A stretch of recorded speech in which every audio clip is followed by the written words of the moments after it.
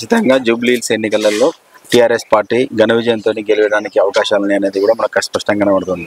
కానీ సునీతమ్మ గారికి ఎలాంటి రాజకీయ అనుభవం లేదు, ఎందుకు బలవంతంగా తీసుకొచ్చి నిలబెట్టారని చెప్పేసి కొంత ప్రచారం నడుస్తుంది.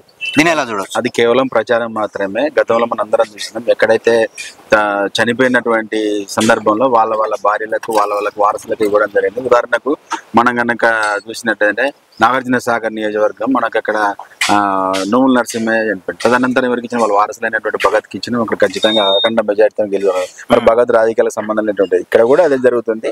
కాబట్టి ఏంటంటే కేసీఆర్ యొక్క చేసినటువంటి అభివృద్ధి పనులు కావచ్చు, కేసీఆర్ మీద అభిమానం కావచ్చు, ఇలా ప్రజలందరూ కూడా చాలా బాధపడుతున్నటువంటి సందర్భం. ఎందుకంటే మేము కేసీఆర్ అనవసరంగా మేము వదులుకున్నాం, ఇప్పటి దీంతోనన్నా మాకు బుద్ధి వచ్చింది, ఇప్పుడన్నా మేము మేల్కొని మరి కారు గుర్తు గెలవాలి, కేసీఆర్ను మళ్ళా ముఖ్యమంత్రి చూడాలి, గత రాబోయే 3 సంవత్సరాల కేసీఆర్కి ఒక బలాన్ని ఇవ్వాలి, మళ్ళీ ముఖ్యమంత్రి చేయాలని ఒక తహతాలాడుతున్నటువంటి జూబ్లీ ఎన్నికలే మనకు ప్రత్యక్ష సాక్ష్యంగానే ఉంటుంది. అటు సైడ్ చూసుకుంటే నవీన్ యాదవ్ గారు ఉన్నారు. మరి రాజకీయ వారసత్వం ఏమన్నా కనిపిస్తా ఉందా? ఇప్పుడు భర్తలు చనిపోతే భార్యలకు, లేకపోతే తండ్రులు చనిపోతే పిల్లలకు, ఇలా రాజకీయ ఎటు వెళ్తుంది రాజకీయం అని చెప్పేసి కొంతమంది అంటా ఉన్నారు. అంటే వాళ్ళు అనడం వరకే, ఇది వారసత్వం అనేది కాదు, రాజకీయాలలో కామన్ గా సహజంగా జరిగేది.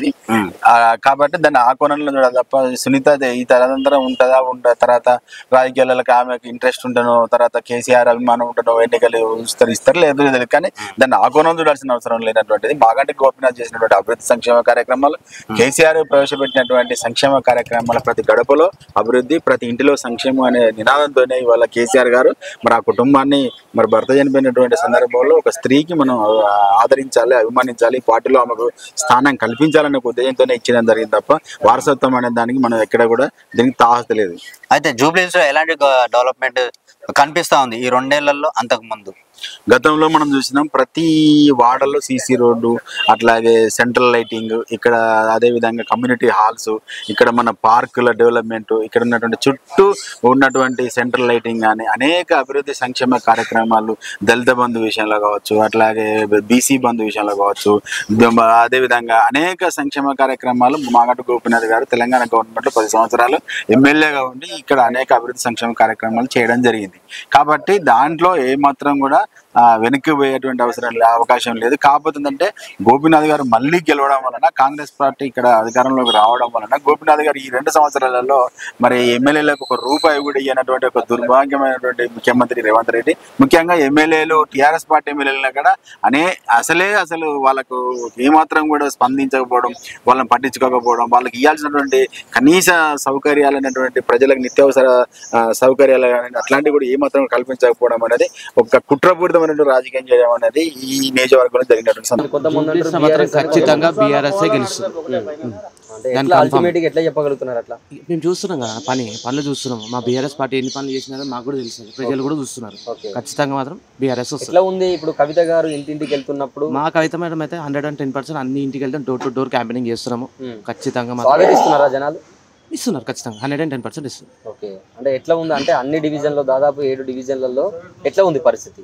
7 డివిజన్ సంగతి అంటే నాకు తెలియదు. మాకైతే ఇచ్చిన ఈ శ్రీనగర్ జనరల్ గా మీకు తెలుస్తుంటది కదా, అంటే ఎక్కడ ఏం జరుగుతుంది, అందరూ కూడా అదే అంటున్నారు. కాంగ్రెస్ పార్టీ వాళ్ళు విమర్శలు చేసుకున్న వాళ్ళు చేసుకుంటారు బ్రదర్, మనకు సంబంధం లేదు.